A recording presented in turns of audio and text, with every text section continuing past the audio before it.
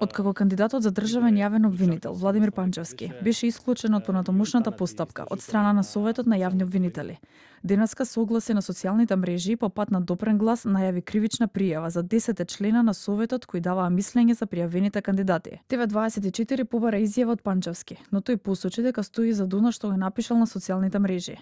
Во објавата тој ги повикува владата и органите на прогонот да постапат. Според него топката е фрлена на потек со институциите. Пријавените со умисла потешко го повредиле моето законско право, спротивно на потврдата на Основен кривичен суд Скопје, со кој се потврдува дека сум бил во редовен работен однос на неопределено работно време во овој суд, на работно место судија, од 8.2.2008 година до 28.7.2020 година и имам вкупен непрекинат стаж во овој суд од 12 години, 5 месеци и 20 дена, со што ме дисквалификувале од понатамошна кандидатура, предлог од страна на владата и евентуално гласање во Собранието на Република Северна Македонија. Од владата велат дека ги чекаат мислењето официјално да пристигнат од Советот на јавни обвинители, а потоа како влада ќе се произнесат и ќе дадат предлог до Собранието. Тополова и Сајловска, Рејчевиќ, Ристоска и Савески остануваат на теренот во трката за шеф на државното обвинителство.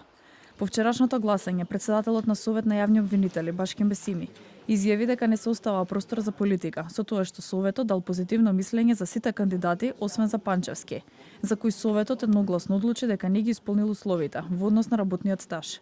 Посочи дека сите кандидати се со успешна кариера и во јавното обвинителство и судовите и како членови не можеле да ги делат затоа што сите делувале во областа по 2-3 децении. На почетокот на оваа година Собранието распише оглас за државен јавен обвинител, откако претходно кандидатурите беа доставени до Совет на јавни обвинители и се произнесува за кандидатите. Сега на потек е владата, која потоа до Собранието предлага кандидат кој добил позитивно мислење од Советот. За избор потребен е 61 пратенички глас.